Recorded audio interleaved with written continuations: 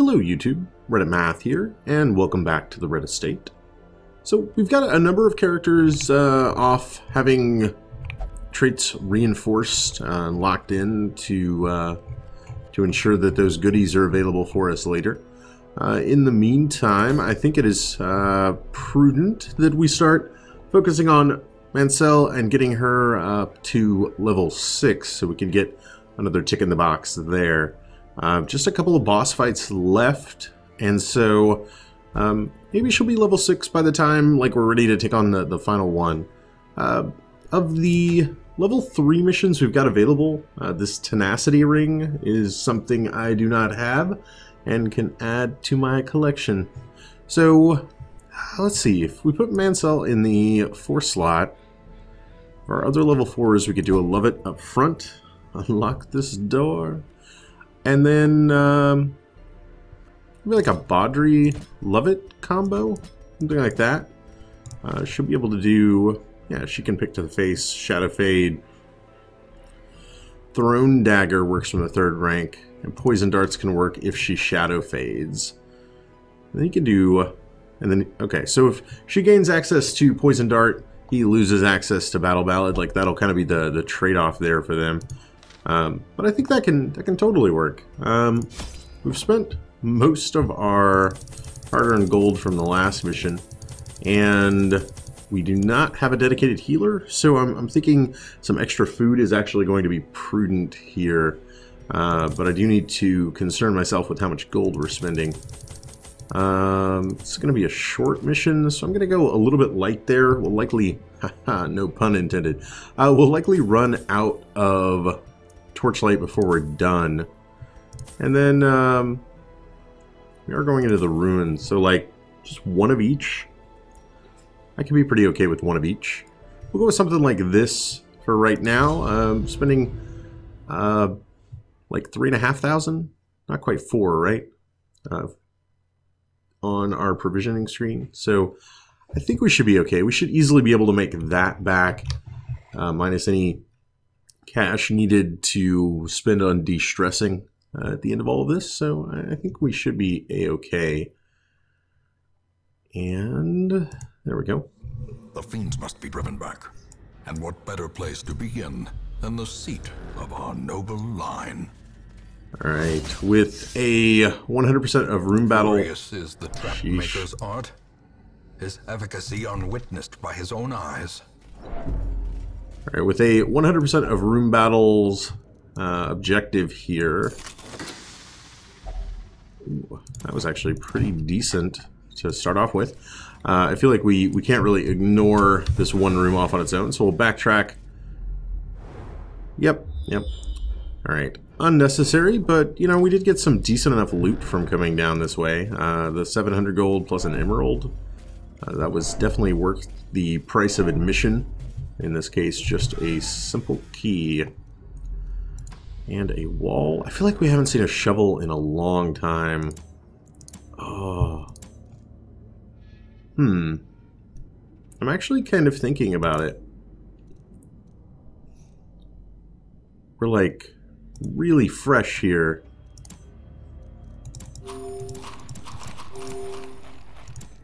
Oh, I'm going for it. Alright.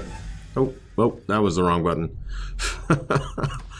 Maybe a sign that I should not be going for it. We're gonna try this out. Wish me luck. Darkness closes in, haunting the hearts of men. Alright, quite honestly, not a terrible reshuffle. Bleed and Blight both can do damage to him. Either remove his bleed resist or start blighting him. I tell you what, I'm gonna go with at least one bleed resistance debuff for him to ensure that something like Slice Off can hit and inflict bleed. And then he's 120% stun resist, 150. I don't really have anything that does extra damage there. So let's go with the mark to ensure that our Arbalist and Bounty Hunter can get the most out of this. Oh man, he summons 2 with that? That is quite awful. 9, alright. Not quite what I was hoping for with a marked target and all, but, you know. Let's see. Fairly high.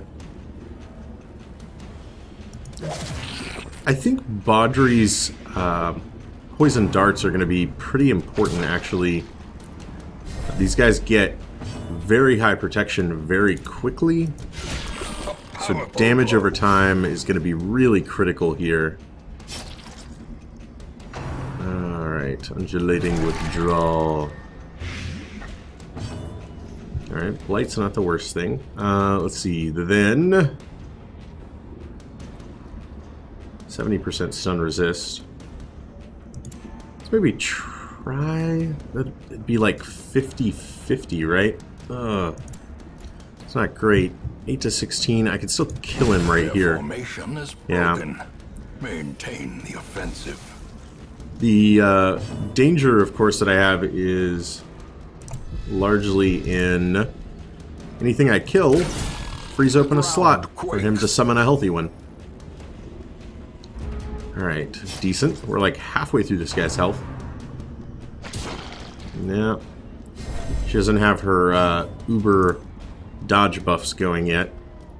So nice. Although he resisted the debuff, not super important in this instance. Alright, and we're already doing a hefty amount of damage over time. A dizzying blow to body and brain. Yeah, that's a little bit troublesome. Alright, let's go ahead and fall back. He is no longer marked. Makes it 12. 3. That thing's dead anyway. I'm just going to go for the damage. Not bad. And then he's taking 4 plus 7. Yeah, I can't come anywhere close to that kind of damage. The stun, like 150. Only they got 30% chance to hit. I guess damage is really our best option there. Great is the weapon that cuts on its own. Alright, and then... Precision, oh, very lovely. power. Stack a little bit more bleed on him, and... Prodigious size oh! does not dissuade the sharpened blade. Beautiful. A trifling victory, but a victory nonetheless. I don't know about how trifling that was. We come out with the Ancestor's Scroll, which is just lovely. And you can beat back the darkness. Match is struck. A blazing star is born. With a little bit of torchlight. Now, of course, the downside to all of that is we have suffered a pretty traumatic event. Seeing our character's stress climb quite a lot from that one battle. I think we're going to be okay here. We don't have a healing class, though. So you know what? I'm going to take this opportunity to burn through a bit of my food. Like that much. That way we can still survive a single hunger event. Flurry of Claws. You know, I would say that I don't feel too bad about the idea of retreating from this dungeon if I had to. Ears, blurred vision. Ow. The end approaches. But honestly, we are Continue the onslaught. very low on Destroy gold. them all. And that's, I'd say, worth getting rid of. We're low enough on gold that... let's go with that. We're low enough on gold that I feel like if I left this place, I would regret it. Not bad. Resisted the bleed. He does have 120% of bleed resist. Maybe I should have considered that. 3 to 8 gets the job done. A faint hope blossoms. And another dagger. Beautiful. Man, love me some Grave Robber. Alright, he actually cannot hit the front rank. So we'll just buff up our speed a little bit here. It doesn't do anything for us, unfortunately. We do have a little bit of healing. I want to get a stall penalty. The enemy crumbles. Yeah. Alright. As No need for busts. So too will resistance. Since she's got the lowest HP, I'm going to go ahead and take the protection buff here. Hopefully it is enough to keep her alive. Alright, man, another room fight coming right up. Some torchlight. And a trap easily disarmed. Okay. I think we're going to be okay. I really do. The HP situation is maybe a little bit of cause for concern. I don't feel like I can use the rest of my food on the chance that we get a hunger event. But I'm kind of worried about it. Now, I have basically no chance of causing any bleed to those guys, and the 1 to 3 damage is probably not worth it. So instead, nice. We're just going to get the accuracy, speed, and crit up. And hopefully that pays dividends. Ugh. Good stun resist. I sure am glad I buffed up my speed, because otherwise we might have gone last this turn. And that would have been terrible, right? About halfway there. Tell you what. Press disadvantage. Put her down. No quarter. That's kind of a guaranteed kill. You. And then combined with that,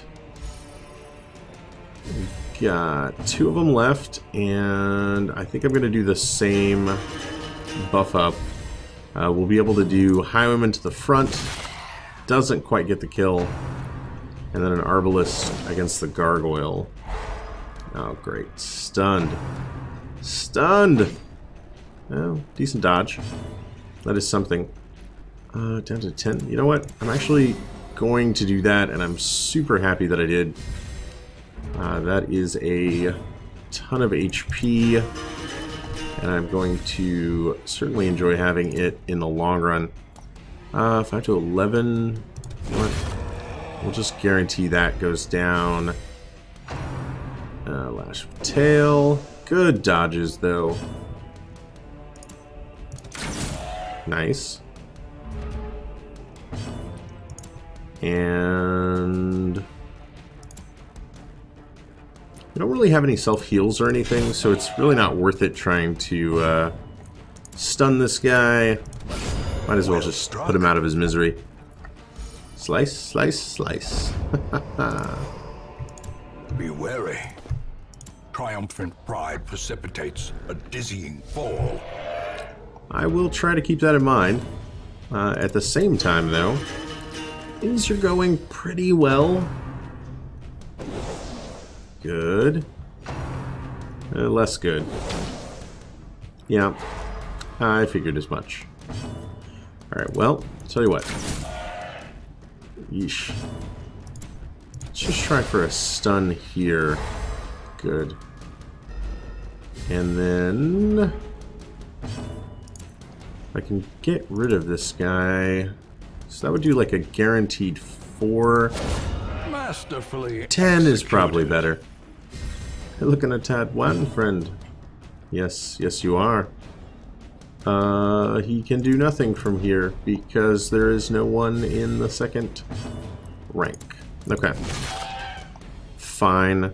I guess if you're gonna have problems like, oh, there's no one to kill because I've killed everybody, is a decent enough problem. Foolish horrors.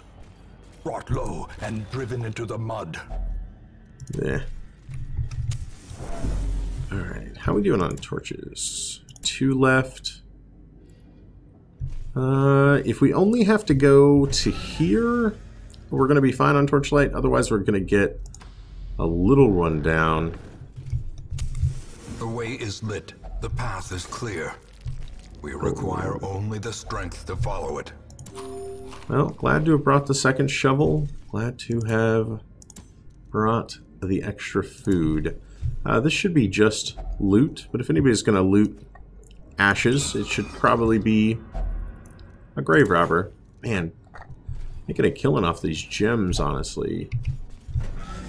And one more torch. We do have to go the distance. 2 fights back to back, huh? Alright, well.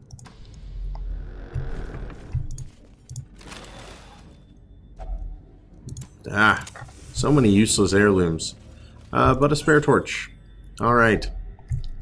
You know what? I'll just pop that right there. May we find victory. Awesome.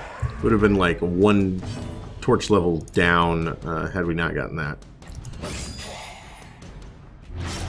Nice. Tempting goblet. Blah. Yeah, we're definitely going to need to do some de-stressing when everything is said and done from here. But certainly the Ancestor Scroll is worth it. Death by inches. I mean, it's not really worth it, but it's, you know, for the collection, it's worth it. I must say, like, the Ancestors trinkets disappoint me a little bit. Largely... Seize this momentum. Yep. Push on to the task's end. Largely just, you know, they're plus 50% debuff. Don't get me wrong, that's great. That's a great resistance. It's a fairly large amount, etc., etc. It's just not anything that's directly combat relevant to anybody, so you're just kind of left with meh. I mean, it's fine. Alright, decent damage. If we follow that up... Okay, and a stun to the back row. Well, I'll tell you what then. Let's go with something like that. Don't quite take him down. Oh. Exposed to a killing blow. And apparently Bone Spearmen can do anything they need from pretty much anywhere. Good to have learned. I wonder if it's even possible to wear down this guy's bleed resist enough to actually kill him. Okay, so I can't hit him with collect bounty. I can finish him, but instead we'll go with that and sniper shots. Ugh. And he is no less dangerous when pushed back there. Alright. A little additional buffing. A pick to the face does 4 to 9. Also does 4 to 9. 18, 24. 24% chance to crit. Decisive pummeling. So that becomes best just based off that. And then, not bad. Yeah, he is done for. Just go with the finish him for a little bit of easy damage, and one more attack should do it. Their cursed champion falls. And indeed it does. Success so clearly in view. All right. Or is it merely a trick of the light? All right. You'd think I would have learned by now not to interrupt. Return to rest. Devils remanded to their abyss. Things go pretty well. I mean, that's a decent enough reward for a short dungeon, to be sure. We do need to take a look at how much we're going to be spending on de-stressing, though. Quick draw is pretty decent. That's not so much, though. And I would definitely take unyielding. Okay. I'm mostly just keeping an eye on now for, like, final traits that I would want locked in. Like, unyielding, I could see. Quick draw, I could see as well. Although, on guard is, I think, just better. So, maybe I don't lock in quick draw and hope for on guard eventually. In time, you will know the tragic extent of my failings. As on guard is right there. Speed and dodge on the first round. So yeah, it is just a straight upgrade from quick draw. Locked in natural eye, natural swing. Remove bad humors. And picked up meditation, which replaced his plus virtue chance. Okay. And Bernaville got a little bit of stress reduction. Now, one request that had been made on the channel, and I am happy to oblige, is to take a moment and look through our graveyard here. Remember fallen heroes of the past. Now, most of these early characters, like early in the sense of the order that they're in, were lost fairly early on in the playthrough. Pekoth and Parapont, man, I had some run of bad luck with some cursed dice early on, and then we went through a long string of never being able to keep a grave robber anywhere except in their own grave. Mansell, the original Mansell, another Jester down, and then about halfway down the list, although I'm sad to say it's a little bit less than halfway now, is when things really started to change. Most of these characters I could kind of let go as just, you know, apprentice, seeker. Nothing too valuable had been lost until the point that someone who had been with us since the beginning, Smas, finally paid the price against the fulminating prophet. Then, of course, a cursed mission in which both Vayne and Fitton fell. Actually, scratch that, in which Vayne, Fitton, and Mandeville fell.